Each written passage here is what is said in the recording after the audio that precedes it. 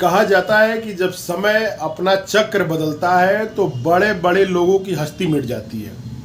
ये वाकया कुछ साल पहले की है, जब उत्तर प्रदेश के राजनीति में अल्पसंख्यक समुदाय का एक बहुत बड़ा चेहरा हुआ करते थे। उस अपने बड़े चेहरे के ओहदे के पद का इतना अधिक फायदा लेना चालू हुआ कि एक डीएम को बोला गया कि डरने की कोई बात नहीं है। भरे मंच से एक डीएम को बोला गया कि कोई डरने की बात नहीं है, अब हम लोगों का गठबंधन बीएसपी से हो गया है, अब इन तनख्वाहिए से डरने की जरूरत नहीं है, अपनी सरकार बनेगी तो जूता साफ कराया जाएगा इनसे।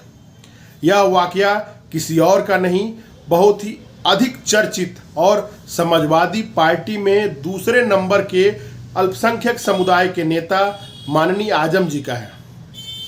रामपुर गढ़ जो उनका हुआ करता था और समाजवादी पार्टी का एक ऐसा सीट होती थी जहां से रामपुर सीट ऐसी थी कि जहां से समाजवादी पार्टी को लोकसभा के साथ साथ विधानसभा की सीट तो पक्की ही मानी जाती थी। समय बदला, वह चेहरा जिसके बिना उत्तर प्रदेश की राजनीति को अधूरा माना जाता था, वह चेहरा गुमनामी में खो गया।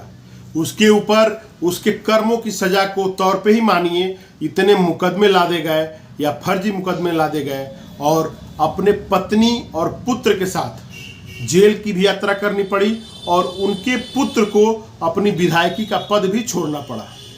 एक कर्मों का लेखा जोखा था या उनके बड़बोलेपन का परिणाम, यह हम आइए इस एपिसोड में अपने जानते हैं। समय था 2019 का, विधानसभा चुनाव उत्तर प्रदेश में आहूत हो चुकी थी। उत्तर प्रदेश की जो तीन बड़ी पार्टियां हैं वह है उत्तर प्रदेश में भाजपा, सपा और बसपा। बसपा और सपा ने एक प्रयोग किया, एक गठबंधन उन्होंने बनाया और गठबंधन बना के भाजपा के खिलाफ लड़ने की तैयारी किया। उन्होंने भाजपा के खिलाफ बसपा और सपा का गठबंधन मिलके उनके खिलाफ चुनाव प्रचार कर रहा था।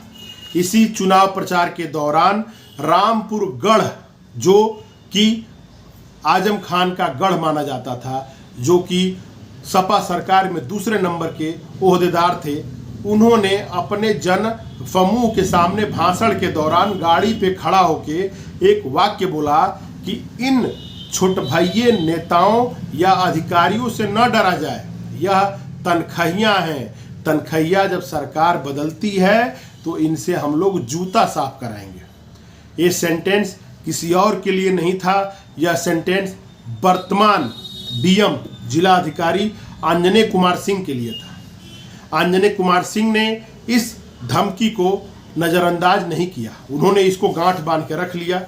चुनाव बीता और सरकार बनी फिर भाजपा की।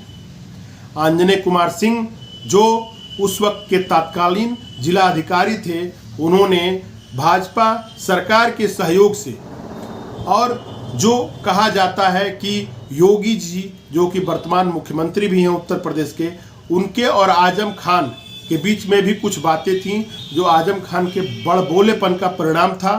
तो समीकरण कुछ ऐसे बना कि आजम खान सरकार से बाहर थे और मुख्यमंत्री जो था वह प्रदेश के वह नेता थे जिनके खिलाफ हमेशा आजम खान अपनी भाषा में जहर उगलते आए थे।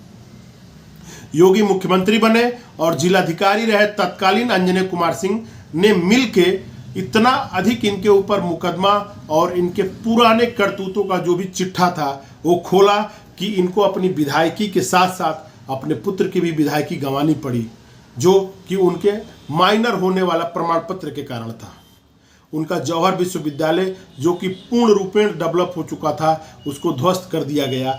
कहा जाए, अगर माने ये लगाया जाए तो कहा जाए कि जो आजम खान थे उनकी पूरी सत्ता को उखाड़ के फेंक दिया गया और सब परिवार उनको जेल में ठूस दिया गया। आइए जानते हैं कि जो आंजनेय कुमार सिंह डीएम थे वो थे कौन। इनका जन्म मऊ जनपद के सलाहाबाद के एक गांव में हुआ था और इनकी जो प्रारंभिक शिक्षा थी ये हुई थी इलाहाबाद और बीएचयू बनारस हिंदू यूनिवर्सिटी वाराणसी से।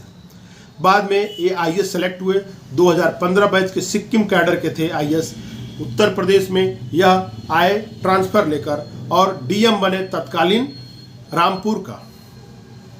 उत्तर प्रदेश सरकार और योगी सरकार योगी सरकार जो उत्तर प्रदेश की सरकार है और मोदी सरकार जो केंद्र में भाजपा की सरकार है, दोनों लोग एफडीएम पे मेहरबान हैं और अब इनकी चौथी बार इनके जो सेवा का है उसका विस्तार दिया गया है। अभी यह कमिश्नर के भी पद पे हैं।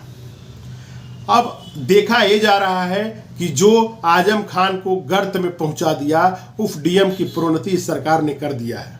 और आगे हम देखते हैं कि आगे अभी अंजनी कुमार सिंह के कैरियर कहां तक उड़ान भर रहा है, क्योंकि उन्होंने उस चीर विरोधी, चीर प्रतिद्वंदी को समूल नाश कर दिया जो भाजपा के लिए हमेशा खड़ा रहता था अगेंस्ट में।